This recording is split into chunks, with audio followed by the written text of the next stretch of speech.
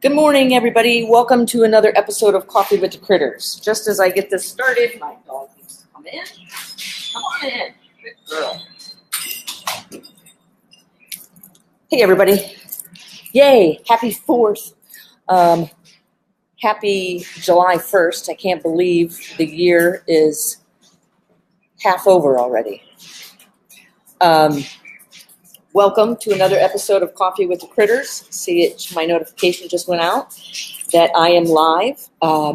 My name is Laura Joseph, owner of the Animal Behavior Center. We are an international educational center teaching people around the world about living, loving, and learning with animals using applied behavior analysis and positive reinforcement. Yes. So you can always find out more about what we do on our website at theanimalbehaviorcenter.com. Welcome, everybody. Hey, Coco. Happy 4th. Hopefully everybody's getting prepared for it. Welcome. Hey, everyone. Yeah, so we're joined with my co-host, Rico. And today we have out with us Quincy, our Rottweiler, and Levi, our deaf bulldog, and this is on purpose. Yay, there's Levi. So I intentionally think about my topics every week and which animals I'm going to include in Coffee with the Critters. Hey, good morning. Morning, everybody. Yay. Seen a lot of members on here and people that are parts of the different projects. Welcome to another episode. I want to ask you guys what topics you want to hear more about. We pretty much already have the whole summer booked as far as Coffee with the Critters. We try to mix in some enrichment. We do interviews. We'll do spotlights on behaviors, what we're calling them, with different people that are members of the Animal Behavior Center, online members, and the projects. I'll pick a certain topic, and I believe this week is the topic. And I try to squeeze in a Q&A in there as well. And don't forget, I have the opportunity to bring you online with me. Most people are not comfortable coming on, understandable, but it's pretty easy. So don't forget, turn on your notifications to never miss an episode, a live streamed episode or post from the Animal Behavior Center. Turn on your notifications for this page. So go ahead and list different topics that you'd like. Post here. Hi, Rocky. Tell me right here what topics you would like to learn more about, see covered, or people you would have me. Oh boy, like to see me interview. Hi, Rocky. Hey, Sylvia, happy Canada Day to you.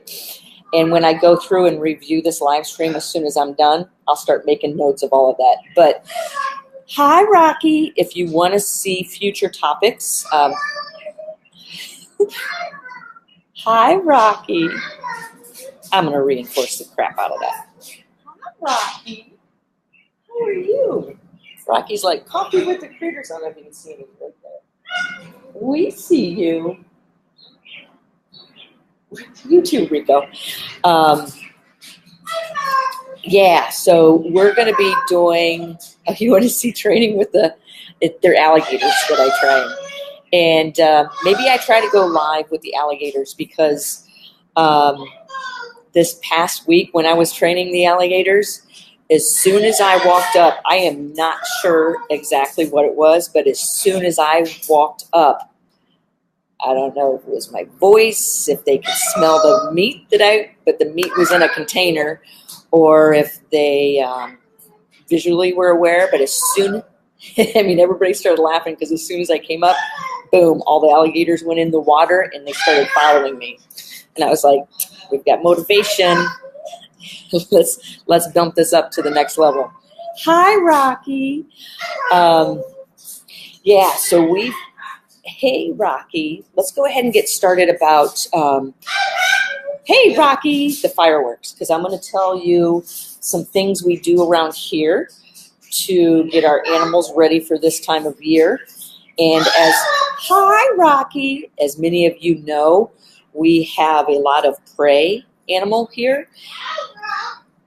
And we also have 2 deaf dogs, one that's blind as well. So when an animal is missing one of their senses, their others become more heightened to adapt. So, and Snow is our deaf and blind border collie. She is she relies on vibrations and touch as a form of communication. So all of a sudden that loud boom of the fireworks, that could go either way. And I am here to make sure it goes the way that I want it to for her future. So a couple of things. The 4th of July is a celebration for people, not necessarily for animals. Many animals find this time of year very scary.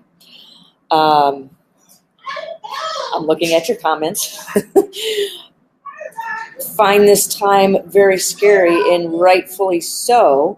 This is why, somebody tell me if I could give a piece of advice. Hi, Rocky.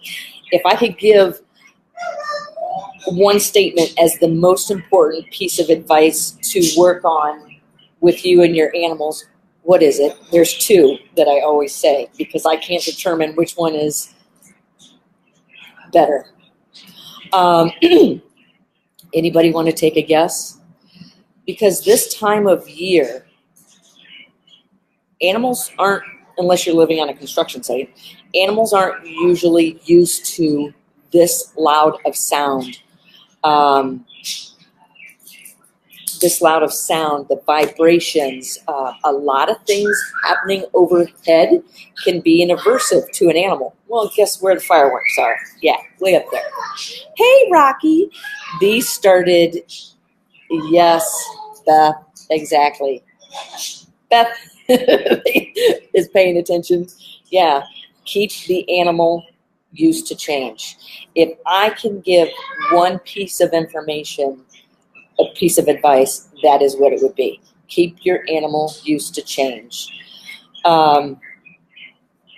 Because when something like this time of year happens, it's less likely to be a big deal because they're used to the environment changing all the time. Anyways, there's different,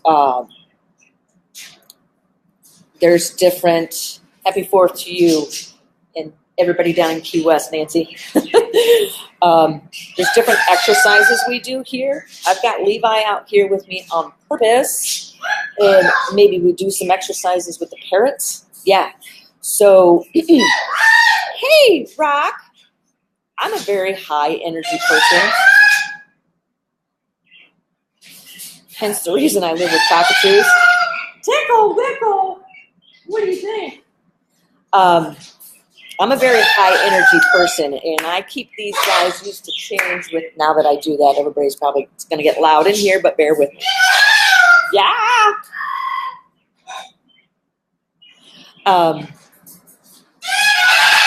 There's different exercises we do here to intentionally keep the animal used to change. I told you it's going to get loud for about a minute.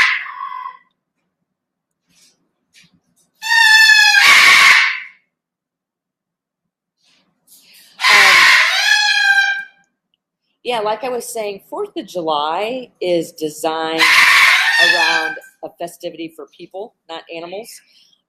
This is a time of year where a lot of animals get really nervous and escape. First of all, we can prevent that from happening. But something really really get to know your animal, understand their behavior. It'll calm down here in a minute. Understand their behavior / body language through knowing what those behaviors really do mean to the animal, not what you are assuming. because that is when accidents happen. And I really learn about an animal and understand their body language by training them. Sorry, Dorothy. I do that. You guys see me do a lot of target training, teaching an animal to touch its nose to an object on cue or a part of their hands, their feet, whatever. I do that so I can get a good read on behavior and not assume that just because I was interacting with this animal yesterday, it's going to be of the same behaviors as of today. If I do that, I'm going to get myself in trouble. So let me give you just a real quick example of target training. Who do I want to target train? Suki. Yeah. Let's start with the bird first, and then we'll move to a dog. But the reason I teach an animal, a lot of times I start, hey, Levi's like, I'm ready. Let me get my treat bags out. I start with target training for several different reasons. It starts teaching the animal, this is how we're going to learn, okay? Every time you give me a behavior, I'm going to positively reinforce it. Every time you give me a behavior that I request, I'm going to positively reinforce it. And also, it helps me, I'll start a lot of times with the target stick so I don't have to touch the animal, because if I'm not sure what these behaviors mean, this helps me better understand. I put my treat pouch on, and now Levi is by my side. So let me show you in teaching a target, especially if your animal is afraid or hurt. Physical contact you could actually get hurt by. So a target would come in very handy with this. Let me grab some treats. Oh yeah, now I've got the dog's attention. And make sure I'm ready for parrots. Let's do Suki. Suki, you want to train? Suki is our blue-fronted Amazon that I found outside here in Sylvania about 7 to 8 years ago. I don't know if she got loose or if somebody released her. So I'm going to show you where she's at.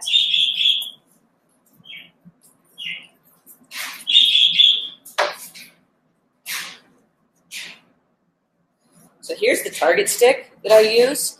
And when I used to teach classes here, this is one of the first, look at you guys, this is one of the first things I would train, because watch this. What?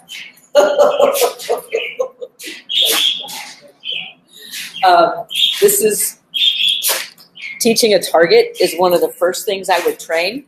And everybody would say, this is a magic wand. And I was like, no, it's not. Because when they would bring this out, all the animals would start paying attention. The important thing, hey, Kevin, good to see you on here. The reason people call this the magic wand is because it's based on contingency. I would, if this, then this. I tell people, when you're not using your target stick, put it away.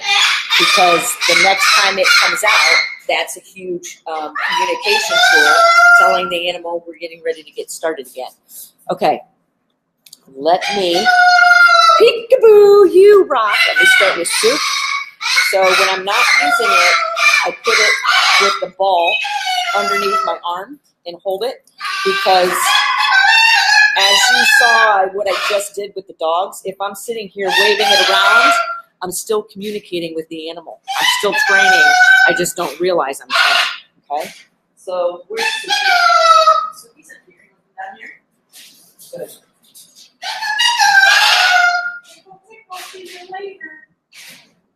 Okay, I just want to make sure you guys can see this. Sorry, I wish I could get my desk a little closer. Okay? So I asked her to come down. She did. We're in 3 and 4s. Good. So she leaned for it. Wow.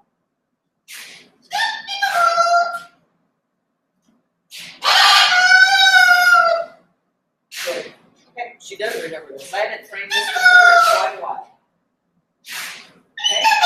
So the importance in a target, okay, especially if I have a fearful animal or one I can't touch, it helps move them from point A to point B. Good. Tickle, wiggle yourself. Okay, so say I want her on this side of the table. Touch.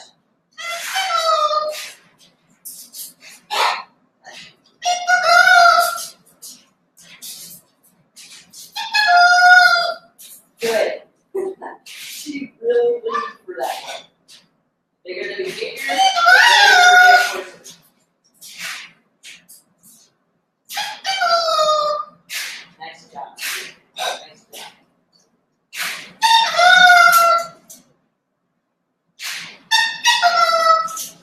You're full of it this morning, Rock. Does that make sense? Could you guys see that? Because I never assume what's going on in an animal's head.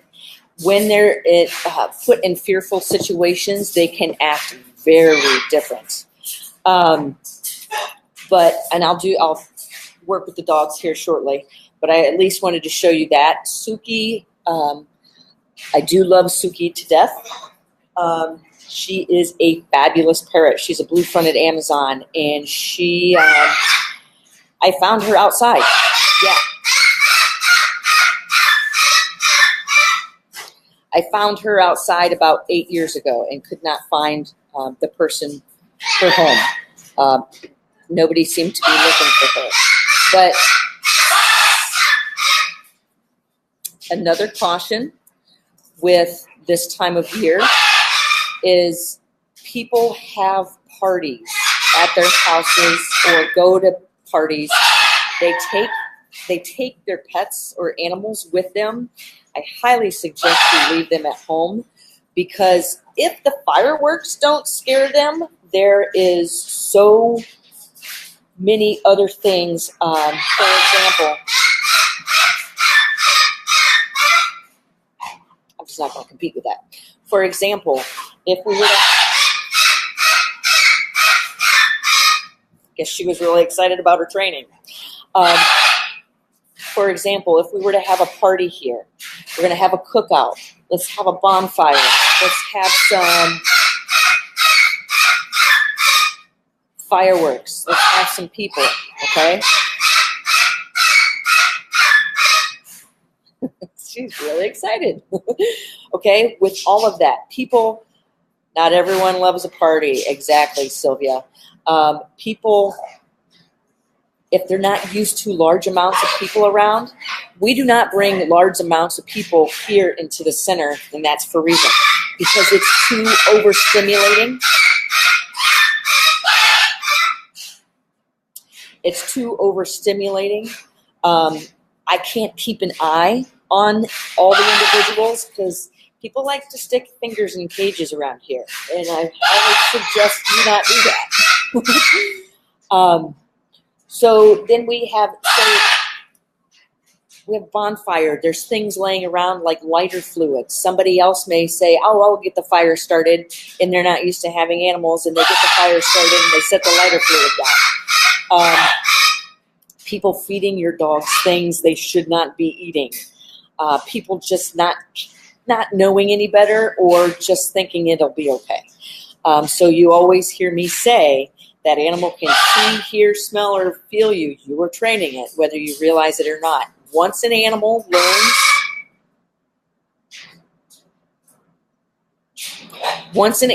learns something brings a desired consequence to them, they can't unlearn it. Now you have to retrain, which is called counter conditioning. If you can prevent retraining,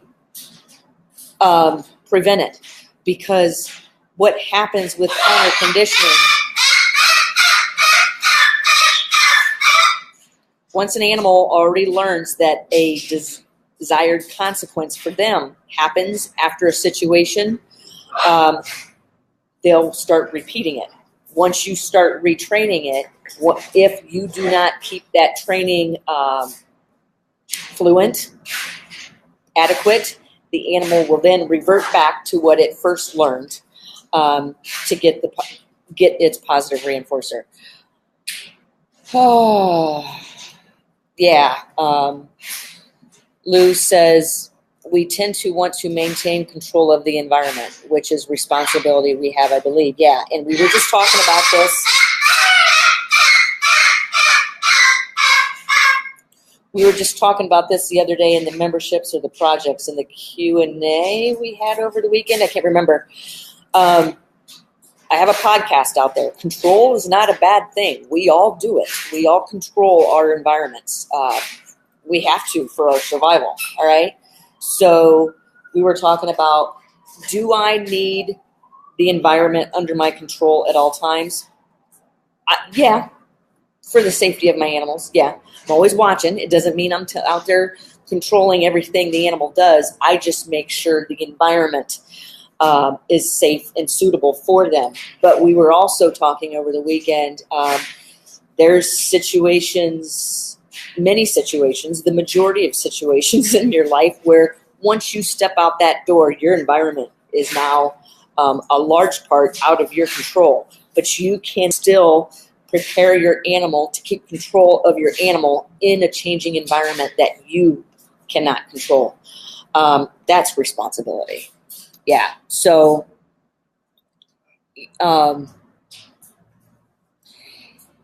yeah, Lou says on here, smoke can be dangerous for our feathered companions too. Yes, thank you, Lou. Correct. So bonfire, smoke coming in the windows, cooking anything in the house. If you've got people in the house that aren't used to, they could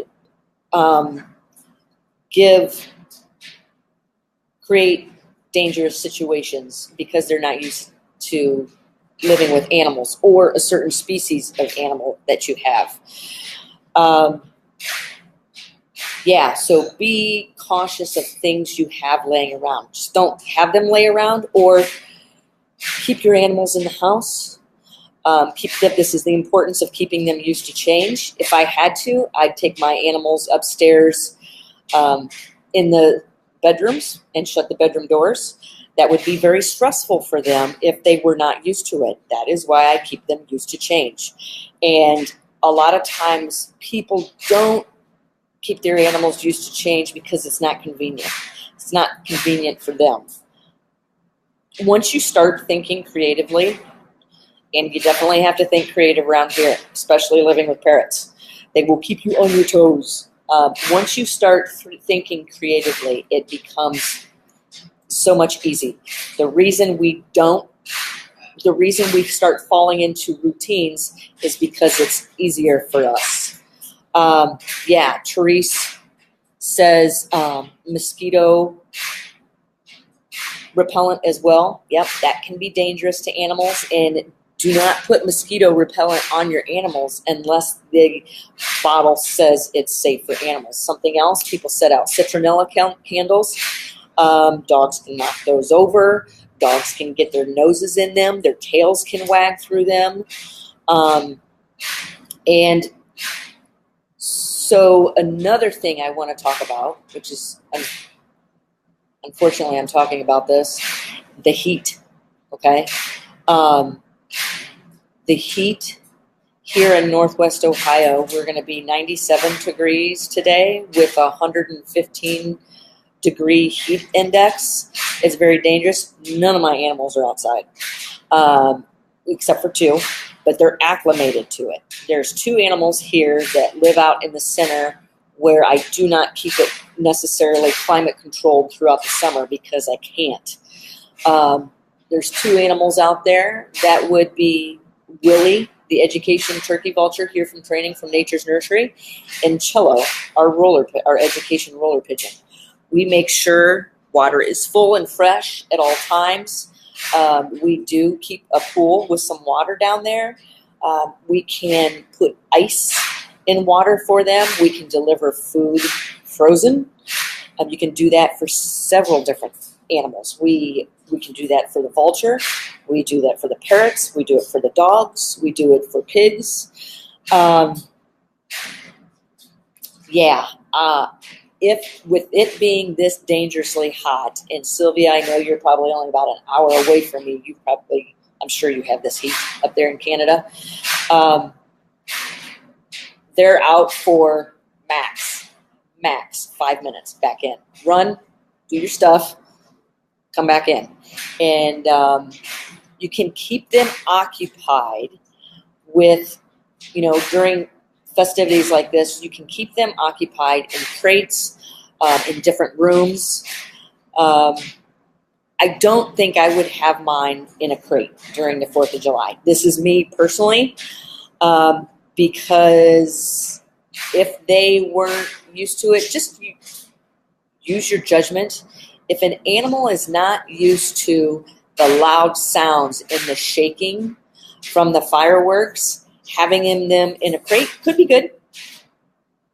So I take that back. It could be good. It could be bad. For an animal that's not used to it and scared and wants to escape, it can't.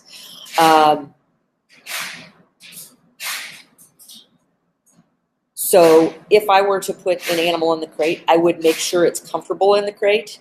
My dogs are comfortable in a crate and outside of a crate. I would probably just put them in a spare room and give them lots of foraging toys. This is where your automatic treat training dispensers would come in very handy. Set that timer on variable. Boom, treats just all fly from the sky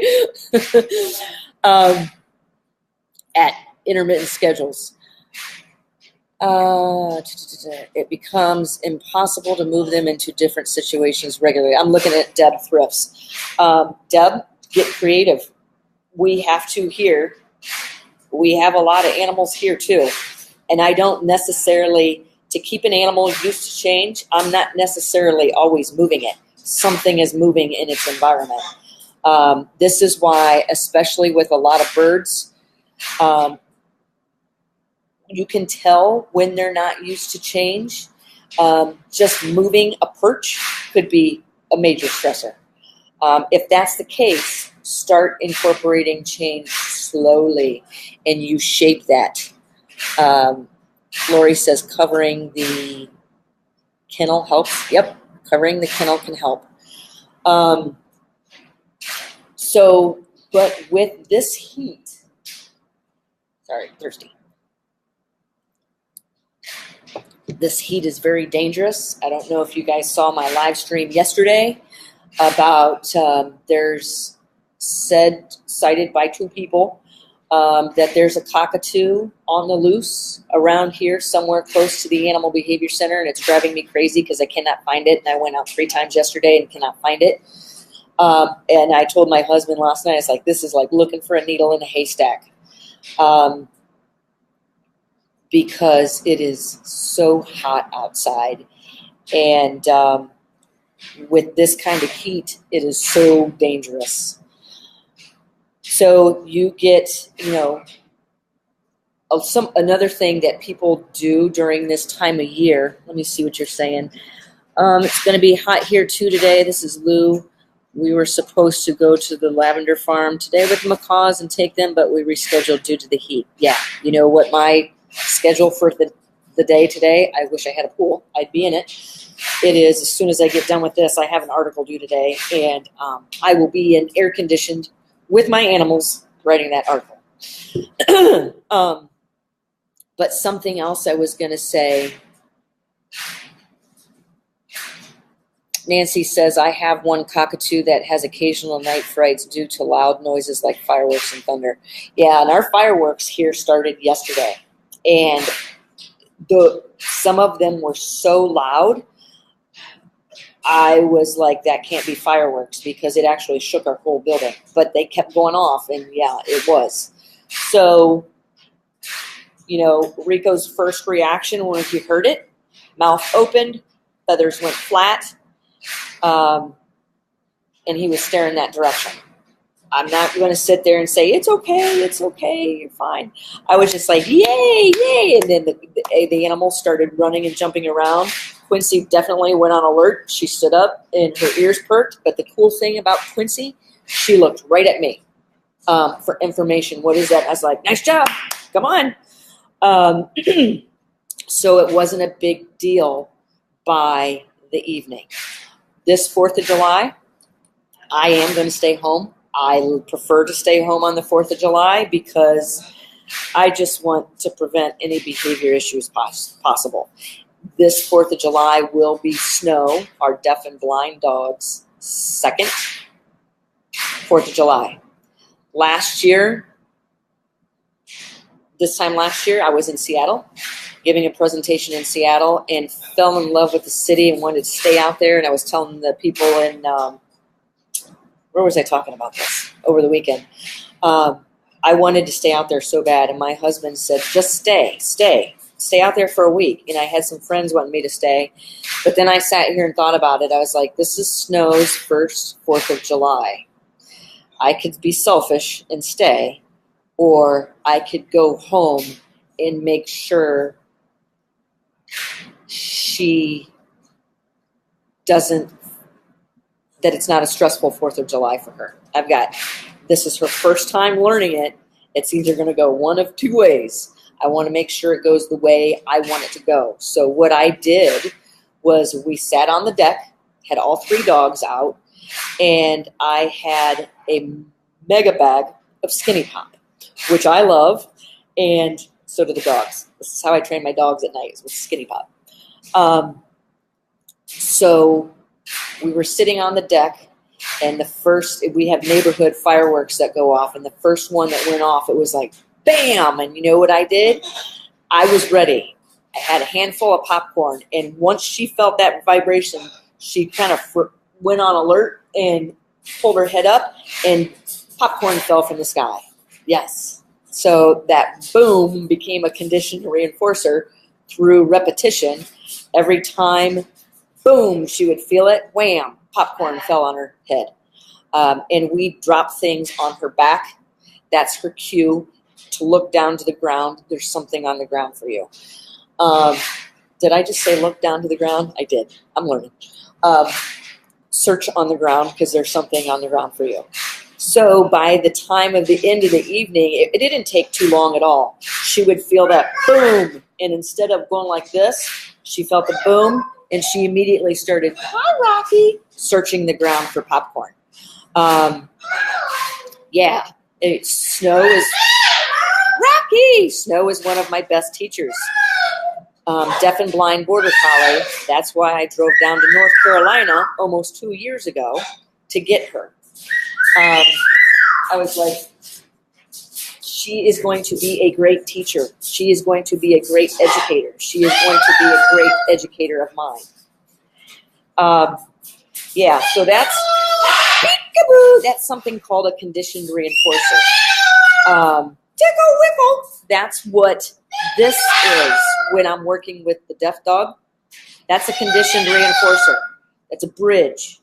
The clicker is a bridge. That's a conditioned reinforcer. Tickle wickle.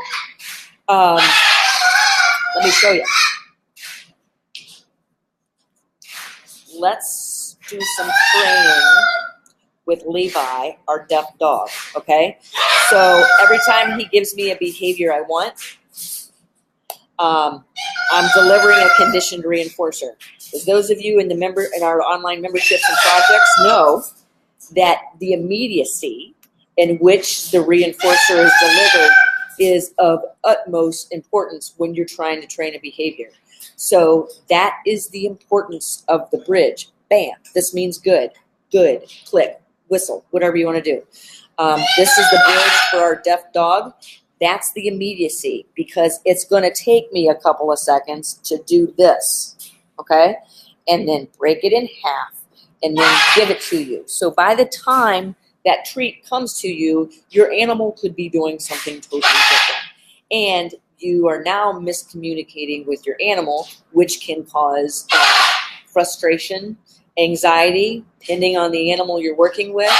I like to focus on exotics for many different reasons because I have many fabulous friends that are awesome dog trainers. Sylvia's on here. I can't remember without going back and looking. Deb Jones is usually on here. So I choose to work with, but not limited to, exotics because the message is there. I may be able to force my dog to do this, but how am I going to force that alligator, that turkey vulture, who's on her station? I may be able to force her once, okay?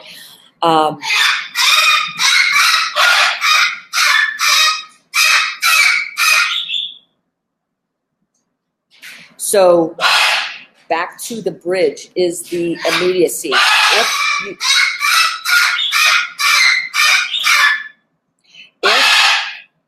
Okay, they're communicating back and forth. That's Murray and Suki talking to each other. That is not screaming.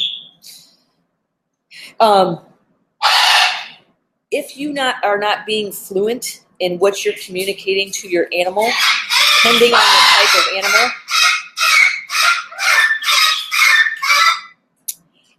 you could be putting yourself in a very dangerous situation. I need to make sure the animals that I am working with clearly understand what I am asking. Otherwise, I can get very hurt. So let me do some target training with Levi, our deaf dog. Tim Sparks says, I love training just birds. They are so smart and so eager to participate in any activity. Yeah. I like training numerous different types of animals. You want to train, people always ask me, what's the hardest animal you've ever had to train? I know, and I'm not kidding. It's the people.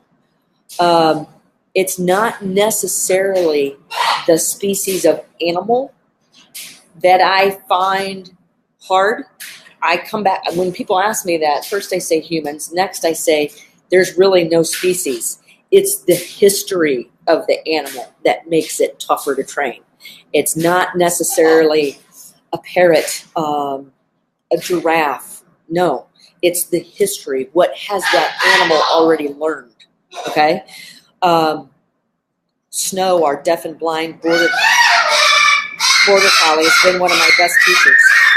Okay? And like you hear me say, we don't learn from easy. And there's nothing easy here. Well, yeah, there is. You know what's easy here? These guys. Levi, I find, is so easy for me to train. I love training deaf animals. And that started for me volunteering at a wildlife rehab center because I was training a lot of injured animals, non-releasable injured animals. Oh, Rocky, that is so pretty.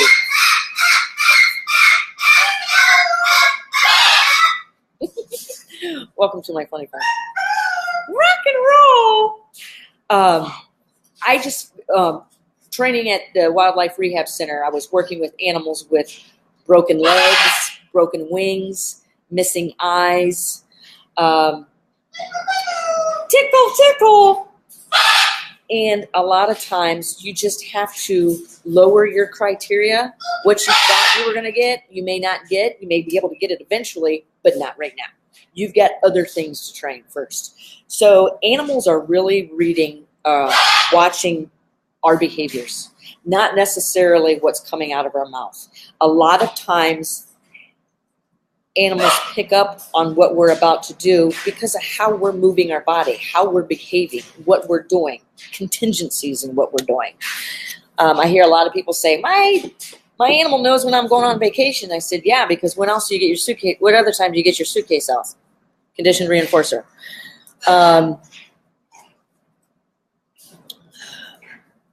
Okay, so something's going on. There's a conversation happening between Lynn and Nancy. I'll let that continue. Something we use here as far as shades, you guys, there's a favorite website of mine. I love it. It's called Shelter Logic. And Nancy, I think I forwarded that to you after the Hurricane Irma. I buy their big sun sails. You can buy them in an array of different sizes. Our old house, we didn't have a lot of trees in the backyard, so there was from 11 until 3 o'clock in the afternoon, you had no shade. I changed that real quick. I went on Shelter Logic, bought the sun sails, and they're pretty. I see different restaurants use them. Nancy, this is what I had in mind for you for your backyard. They're huge. They look like huge sails, okay? And they have a really heavy-duty rope in which they're tied to. We could do this here in our backyard. You have to use bolts into the side of the house, into the side of buildings, into posts, whatever. So did I lose everybody? Is everybody overlooking at Shelter Logic? There's a lot of different enclosures there, too. A lot of different things. Coffee with the Critters. With yours truly, Tickle Wickle, Rocky Valentine. Okay? Let's do some training with Levi, our deaf dog. Because, thanks, Tim. Thanks, Tim. You rock. Several of you guys on here are such big supporters of us. Thank you. And very interactive and participate. And I love it. Very pretty. Anybody want to take a guess at some reinforcers I just delivered?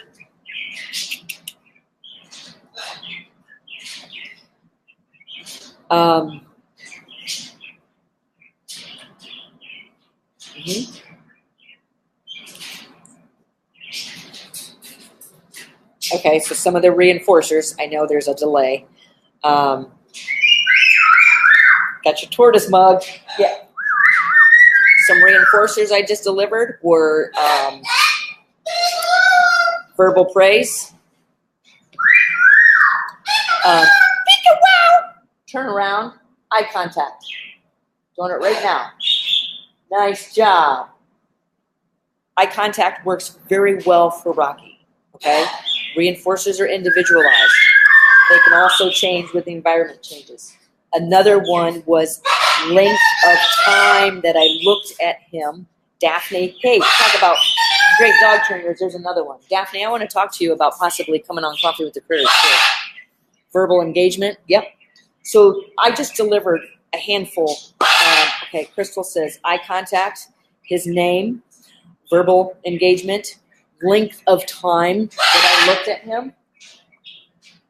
Yep, looking at you now too. Nice job. Yeah. So tone of voice, Daphne, yes. Tone of voice works so well with many different animals, especially parrots. And he's on an intermittent schedule of reinforcement. Yep. Good. Okay. Let's take a look at doing some target training with a deaf dog. I'm going to have to do it with Quincy too, because unless I put her in her crate, she's going to insist on being a part of this training session. And I'm definitely not going to punish that behavior. Okay? So he's been sitting here waiting. He's like, you've got the treat bag on. Come on, lady. Let's get started. Make sure you guys can see. Okay, he decides to go get a drink of water. I'm picking up my target stick. Watch Quincy's face. Okay, let's make sure I can.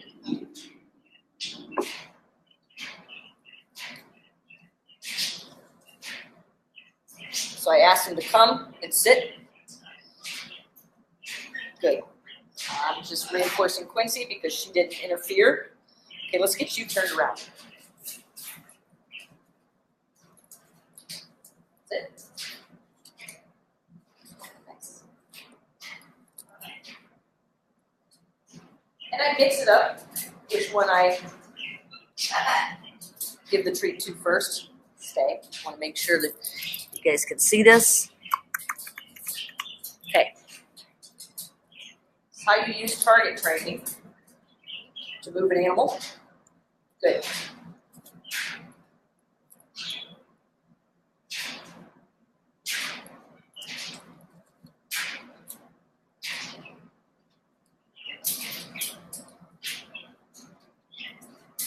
Oops.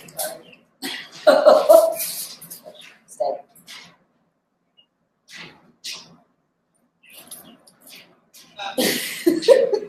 Quincy down. Good. All right. Oh, well, thanks for doing it eventually. Okay. You can target with your hand. Teach them to touch their nose to a hand. So Quincy did not know, I've never taught her to go into a sit from a lay down position. So I was like, how am I going to train this? Well, if she's already used to touching her nose to my hand, I can just ask her. Good. We're target. And now I can put it on cue. Okay? Stay. Quincy, stay. Sit. Stay. She came because I called her name. I'm going to ask Levi. Let's target. Good.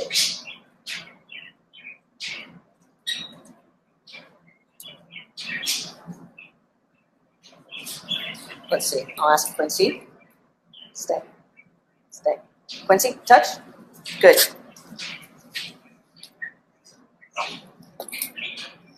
Okay, you got it.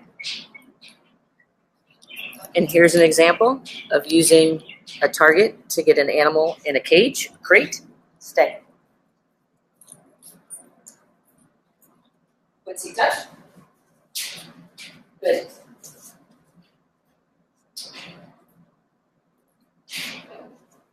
There you go. If I wanted to, I could do this, but I better not walk away now. I want to make sure there's something in there for her. Good.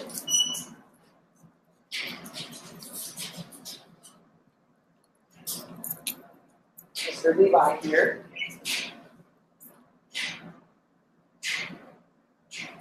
In training session, stay.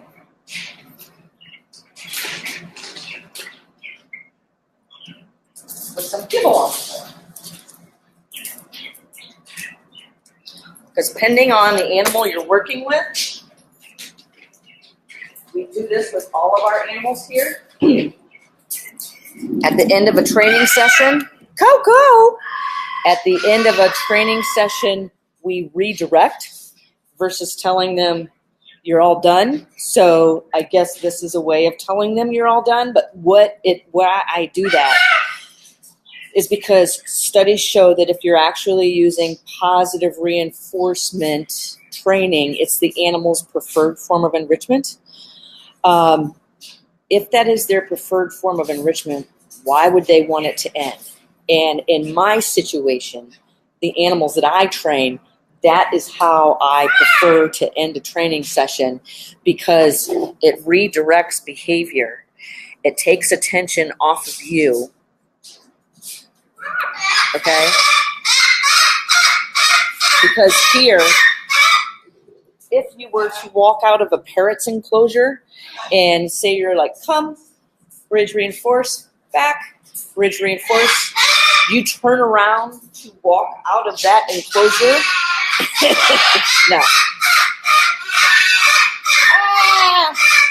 I know 1, 2, 3, 4 parrots here that would be on the back of your head biting you if you told them, okay, all done, bye-bye now. So what we do with that also, we talk about this in the Parrot Project, is we'll take treats.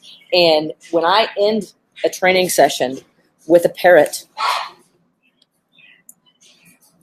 I will come in here and already have my treats in my pocket. And some treats go in this toy, the hanging toy in the back. I've been using that a lot with Nico. It redirects behavior. Or redirects attention, I'm sorry.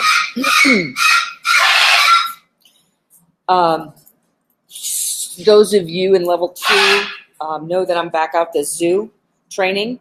Micaiah, the pig-tailed macaque, the resource guarding macaque.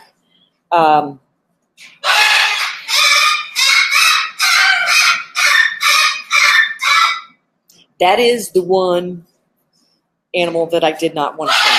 That was the animal I was most afraid of. And now I've been asked to train him. And through training him over a couple of months, that became the animal at the zoo that I couldn't wait to see and get to. And I've just recently started training him again. And he's such a great educator. And you can see him thrive. But anyways, back to the 4th of July. But what I was going to say with him is, if I were to tell him, okay, you're all done, he's going to go like this, and he's going to start shaking the cage, and he's going to start, he's going to give those vocalizations, and he's going to be doing his eye flashing, and I don't want any of that because I don't want it associated with me. I do this with the pony and donkey now, and I have no choice to go. Have fun with the goats, Sylvia. We may have a goat here. Deb Jones is very insistent that we have a goat in our October animal training workshop. So I am on the hunt for baby goats. I've got some feelers out for some baby goats. The reason I do not want baby goats here is because I know how they poop. We had the ostriches here. That's fine. We had the ostriches here when they were about this big. When they started getting about this big, bye-bye now. Back to the zoo. I don't want to be cleaning that up. Okay, so back to the 4th of July. You can train for the animal comfort level for this changing sounds. Hey, Karen. Karen's on as the Animal Behavior Center. You can get them ready for this, okay? Let me show you one of several things we do here. Be careful because I've got dog saliva on my right hand.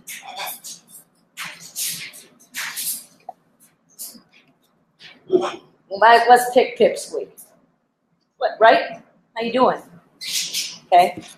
This may get loud. I started this years ago. I'm going to cause a ruckus after it's so quiet.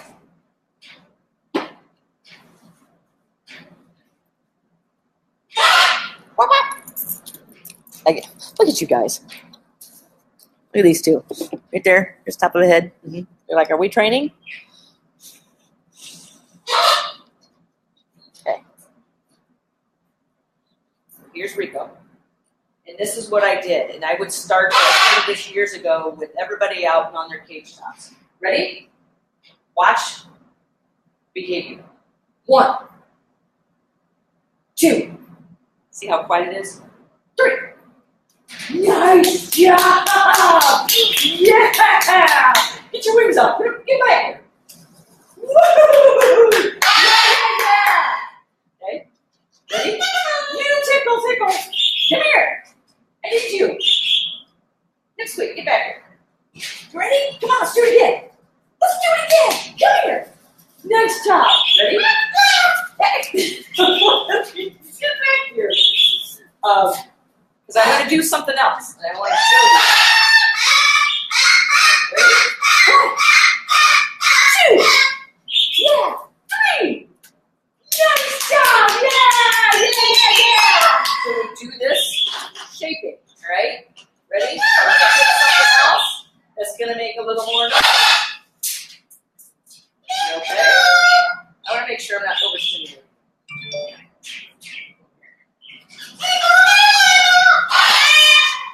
I'm not going to do it. I'll tell you what I was going to do, because this last time, him just flying to the side of the cage, I'm pretty sure it's overstimulation, but I did not like the way he landed.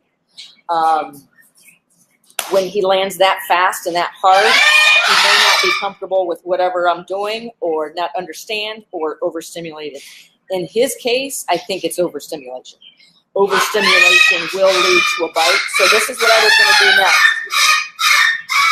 Rocky's great with this. This is what I was going to do next. Pick something else that's going to land a little harder, make a little more noise. So I picked this, and then I would have picked something like this. And I do this with the dogs as well, and we show this in our membership. That's why we do a lot of focus and control exercises. We're constantly introducing new things. Hey, Sandy. We're constantly introducing new things. Even like one of the volunteers walked in here the other day with a baseball hat on, and that was Kendall. And I was looking at her notes. We keep notes on the windows. When she first walked in, Rico was like, boom, pressed up. And I said, don't take it off. Just work with it. And she did. And she wrote on the window by the end of the day, the training sessions, she kept training Rico, and it went well. So, okay, I'm just going to take a look.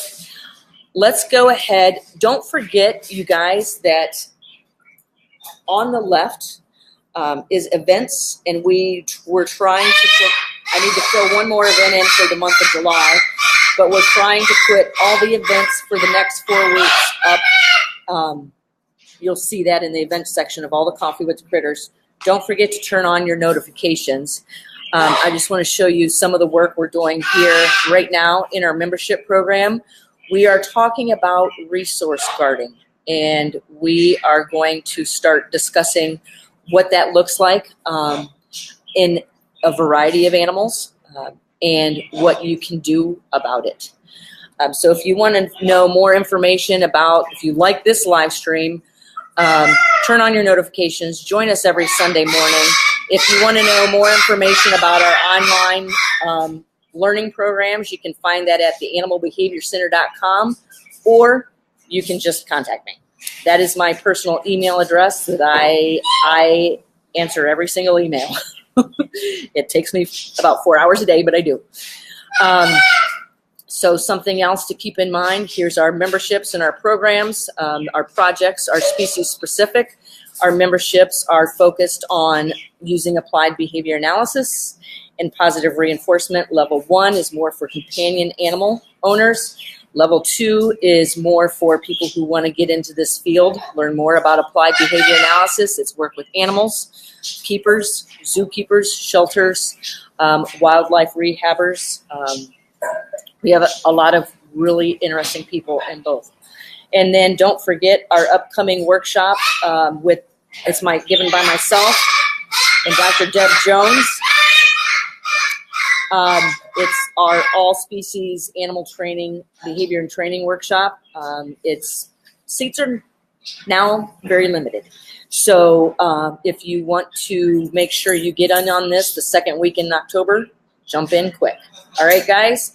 Thanks, and I will see you next weekend. I forgot to look up the topic for next weekend, but you can find out what it is. We've got an interview with Bailey Goodell coming on here within the next couple of weeks. I will see you guys next Sunday.